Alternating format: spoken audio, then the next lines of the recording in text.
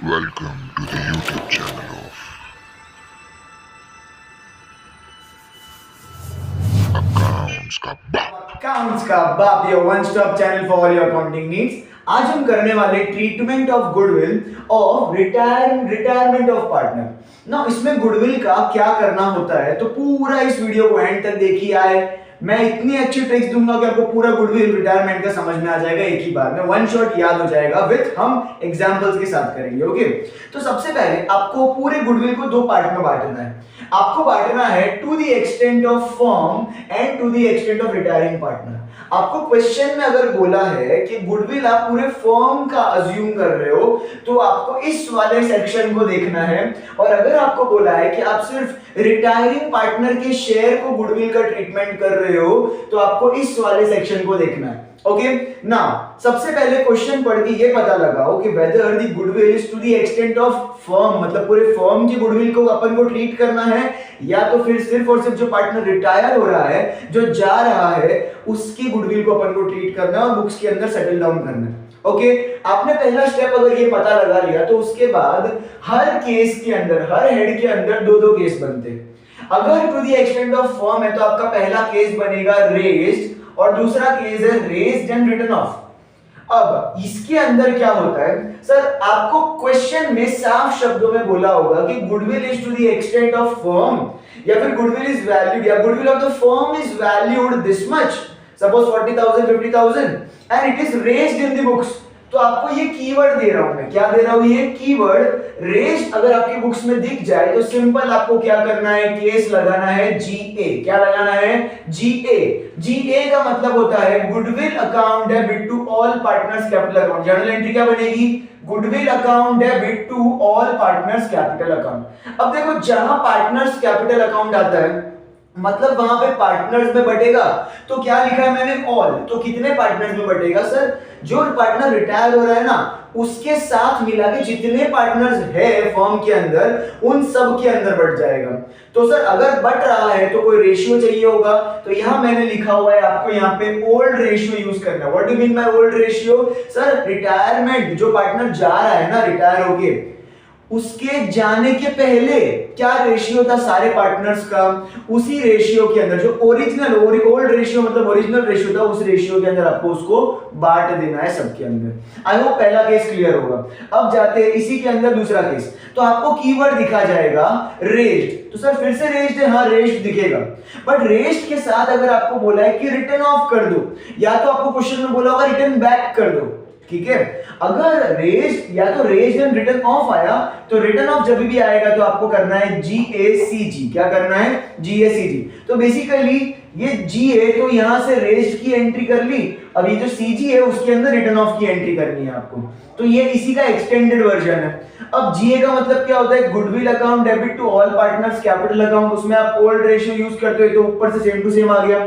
CG, सी का मतलब होता है continuing partners capital account. Who are the continuing partners sir, एक पार्टनर रिटायर हो गया, तो उसके बाद जो रिमेनिंग बचे ना पीछे, उसके बचाने के बाद जो रिमेनिंग बचे, उन पार्टनर्स के अंदर आप उस गुडविल को बांट दोगे। सो कंटिन्यूइंग, ये कैश नहीं होता, सी का मतलब होता है continuing partners capital account debit to goodwill account. और यहां पे आप यूज करोगे जीआर मतलब गेन रेशियो। क्या, तो गेन रेशियो का मतलब क्या होता है सर, एक पार्टनर के जाने की वजह से बाकी लोगों का फायदा होगा, क्योंकि अब उनको प्रॉफिट ज्यादा मिलेगा, हाँ लॉस भी ज्यादा मिलेगा बट प्रॉफिट भी ज्यादा मिलेगा ना, तो उनका कुछ तो गेन होगा ना।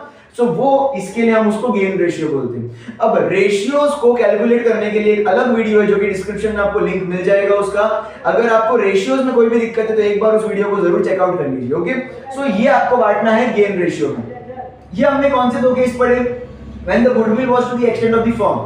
अब हम पढ़ते हैं कि जब गुडविल इज गिवन, मतलब जो सिर्फ रिटायरिंग पार्टनर है, उसका शेयर दिया हुआ है और उसके शेयर को ट्रीट करना है, मतलब to the extent of the retiring partner, उसके अंदर भी दो केस बनेंगे। तो सबसे पहले आपको पहचानना है कि वो रिटायरिंग पार्टनर तक के शेयर का ही है।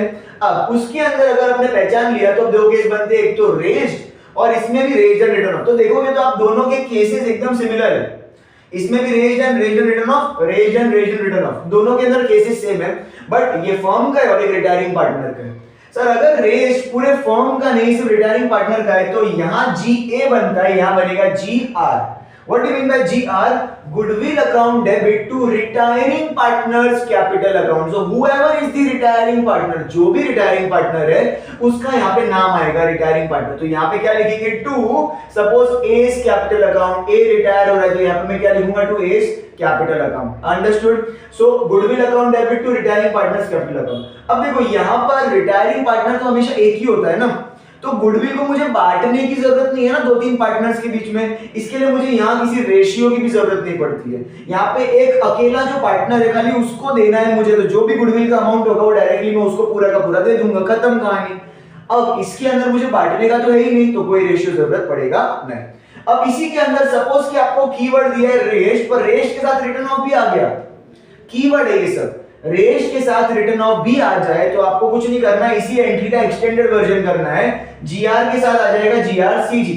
नाउ यू नो जीआर का मतलब goodwill account debit to retiring partners capital account. Now what do you mean by CG? CG का मतलब जैसे यहाँ पे कंटिन्यूइंग था वैसे यहाँ पर भी वही है, कैश नहीं होता, सी का मतलब होता है continuing partners capital account debit to goodwill account. So retiring होने के बाद जो पार्टनर गया उसके बाद जो रिमेनिंग बचे उनके अंदर गुडविल को बांटना है। So remaining partner मतलब continuing partner. So continuing partners capital account debit to goodwill account. अब अगर continuing partners है तो continuing partner तो कोई एक नहीं होगा ना, दो तीन हो सकते हैं, तो उनके अंदर अगर बांटना है तो मुझे रेशियो चाहिए and that is gain ratio. So एकदम सिमिलर केसेस है। देखो यहाँ पे जी है तो यहाँ जी आर, यहाँ जीएसीजी है तो यहाँ जीआरसीजी है, दोनों के केसेस के कीवर्ड सेम है, रेज एंड रिटर्न ऑफ। तो इसी के साथ आपका ये गुडविल समाप्त होता है। बेसिकली गुडविल के अंदर ज्यादा कोई ट्रीटमेंट है ही नहीं, एकदम बेसिक सा है। अगर आपको ये पूरा टेबल लर्न हो जाए ना तो आई एम श्योर कि आपको गुडविल को पहचानने में और उसको ट्रीट करने में कभी दिक्कत नहीं होगी। आई होप एक बार आपको समझ में आ गया तो स्क्रीनशॉट ले लीजिए। नाउ हम एक एग्जांपल्स के साथ अपने जो टेक्स्ट बुक के महाराष्ट्र टेक्स्ट बुक के जो एग्जांपल्स हैं एक बार उसको देखते हैं और उसके थ्रू सॉल्व करने की कोशिश करते हैं कि यार कहां पे कौन से केसेस में क्या लग रहा है।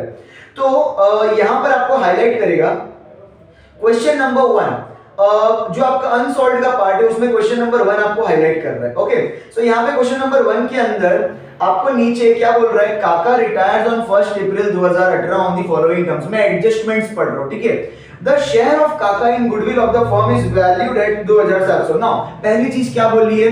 The share of Kaka. Now, the share of Kaka in goodwill of the firm. Sir पूरे फर्म का गुडविल है कितना?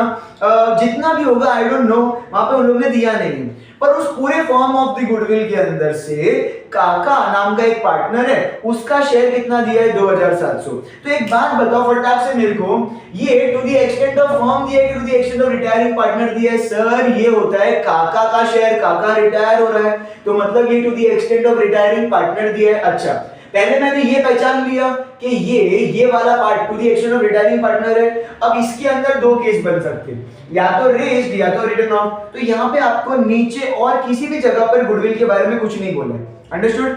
तो इसका मतलब हमको मानने का कि ये क्या है? रेज्ड। रिटर्न ऑफ जब भी होगा ना तो स्पेसिफिकली मेंशन किया जाएगा रिटर्न ऑफ, पर जब भी रेज्ड होगा ना तो शायद आपको मेंशन ना किया हो, तो कुछ मेंशन नहीं है तो आपको क्या मानने का? रेज्ड। तो यहाँ पे एंट्री कौन सी बनेगी? जीआर, मतलब goodwill account debit to retiring partners capital account. Easy. इसी के साथ देखते हैं क्वेश्चन नंबर 2। क्वेश्चन नंबर 2 के अंदर आपको एडजस्टमेंट दिया है। एडजस्टमेंट्स के अंदर फोर्थ वाला एडजस्टमेंट मैं पढ़ रहा हूं, जरा ध्यान से देखना। Goodwill of the firm is valued eight 90,000। Sir अभी तक में अपन को समझ में आ गया कि पूरे फर्म का गुडविल दिया है, मतलब अपन इन दोनों में से कौन सा लेंगे? To the extent of firm की to the extent of this? Of course to the extent of firm लेंगे, क्योंकि पूरे फर्म का गुडविल कितना है? 90,000। अब आगे बोल रहा है partners decide that goodwill should be return back. अब देखो फर्म का गुडविल 90,000 है और फर्म के गुडविल में से आपको बोल रहा है कि वो रिटर्न बैक होगा। रिटर्न बैक मतलब रिटर्न ऑफ, मैंने पहले भी बताया रिटर्न ऑफ और रिटर्न बैक कुछ भी हो सकता है, और रिटर्न बैक होगा मतलब कौन सा केस लगेगा? जीएसीजी, मतलब goodwill account debit to all partners capital account, CG मतलब continuing partners capital account to goodwill account. इसके अंदर ओल्ड रेशियो, इसके अंदर गेन रेशियो। अच्छा, अब तीसरा वाला सम करते हैं, उसी के नीचे एक और। अब देखो गुडविल, अब यहाँ पे थोड़ा अलग टाइप से सम दिया हुआ है। इसके अंदर अगर आप देखोगे तो goodwill of the firm is valued at thrice the average profit of the following years. अब सबसे पहले जो चार शब्द है ना, गुडविल ऑफ द फर्म मतलब एक्सटेंट कौन सा है, to the extent of firm है। यहाँ पे फर्म का गुडविल दिया है, किसी पार्टनर के शेयर का नहीं दिया। अगर फर्म का गुडविल दिया है तो चेक करने का कि क्या वो रेस के साथ रिटर्न ऑफ भी हो रहा है क्या। तो चेक इट आउट, आपको किसी भी एडजस्टमेंट के अंदर ये नहीं बोला है कि वो रिटर्न ऑफ हो रहा है, और अगर रिटर्न ऑफ नहीं बोला है तो हम क्या मानेंगे, वो रेज होगा, और रेज होगा तो क्या एंट्री बनेगा, GA, that is goodwill account debit to all partners capital account. आप बांटोगे कौन से रेशियो में, ओल्ड रेशियो में बांटोगे। Okay, another example, question number 4 लेते हैं। क्वेश्चन नंबर 4 के अंदर पहला ही एडजस्टमेंट बोल रहा है, goodwill was revalued at 50,000। Sir goodwill was revalued at 50,000 का मतलब क्या होता है सर, गुडविल अब कुछ भी नहीं बोला है कि ये फर्म का है या रिटायरिंग पार्टनर का है। देखो जब भी फर्म का गुडविल होता है ना तो मेंशन करने की जरूरत नहीं होती उनको कि ये फर्म का गुडविल है, पर जब भी रिटायरिंग पार्टनर का गुडविल होता है तो उनको स्पेसिफिकली बताना पड़ता है कि ये सिर्फ इसी पार्टनर का शेयर है। अब उन्होंने अपने को सिर्फ बोला है कि गुडविल को रीवैल्यू करना है, मतलब ये पूरा का पूरा क्या मानेंगे हम, फर्म का गुडविल मानेंगे।